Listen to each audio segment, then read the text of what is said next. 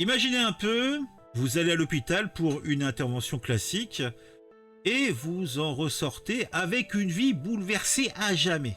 C'est l'histoire de Priscilla, qui pensait que son IVG serait une formalité, mais voilà, une septicémie non traitée à temps et patatras, la voilà amputée des 4 membres. Oui, on se croirait véritablement, je le dis souvent, mais là, clairement, dans un mauvais film d'horreur.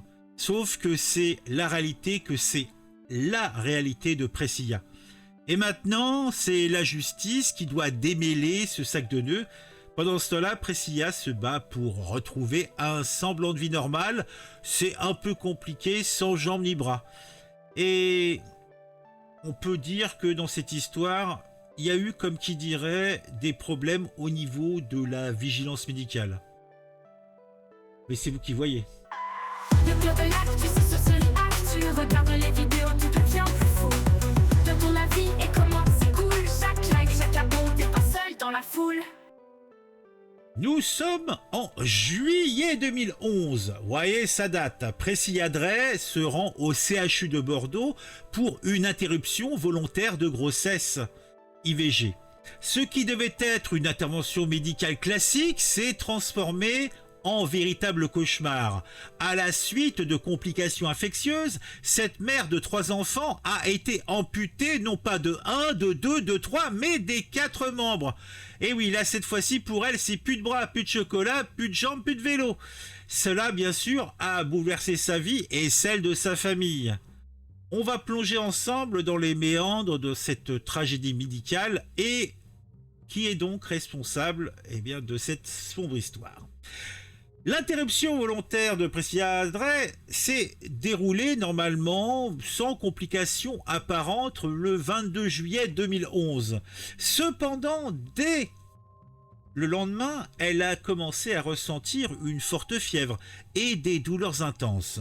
De retour à l'hôpital, elle était diagnostiquée ayant une septicémie, une infection grave du sang pouvant entraîner une nécrose des tissus.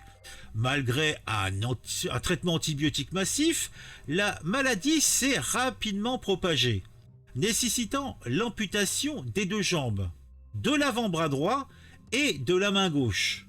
Cela, c'était le 25 août. Mais maintenant, il faut montrer du doigt et trouver des responsables, puisque quand il y a erreur médicale, il y a responsabilité. L'affaire de Priscilla Drey a soulevé, dans l'ordre médical, et bien sûr parmi les citoyens affamés de vérité, des questions cruciales. Déjà sur les erreurs médicales et les responsabilités professionnelles des acteurs de santé. Déjà, on a l'hôpital, le CHU de Bordeaux, et 2 médecins ont été mis en cause pour des blessures involontaires, notamment pour ne pas avoir prescrit d'antibiotiques à temps et pour avoir retardé la prise en charge de la patiente. Les expertises médicales ont révélé des défaillances dans la prise en charge, notamment le manque de réactivité face à une situation d'urgence. Le procès en cours vise à établir les responsabilités et à obtenir réparation pour les préjudices subis. Après, maintenant, vous remarquerez, c'est une affaire qui date d'une bonne dizaine d'années. Maintenant, il n'y a plus ce genre d'état d'âme. Dès qu'on a un problème de réactivité, dès qu'il y a un couac, tout de suite, la seule réponse que nous avons, c'est on n'a pas assez de budget, on est surchargé. C'est peut-être vrai, mais c'est beauté en touche à chaque fois. Et je dis... c'est surtout pour ça que j'ai voulu aborder ce fait divers, puisque en tant que tel, hélas, c'est du réchauffé. Mais en tout cas, cela a eu un fort impact sur la vie de Priscilla. L'amputation des 4 membres, c'est des conséquences dévastatrices sur la vie de cette femme. Outre les défis physiques, imagine faire la cuisine pour une famille de 4, avec elle 5, bon, 4 et demi on va dire, c'est compliqué. Hein, elle a dû mettre ses enfants à la tâche, ils ont dû mettre la main à la pâte, vu qu'elle en a plus. Ah mon Dieu.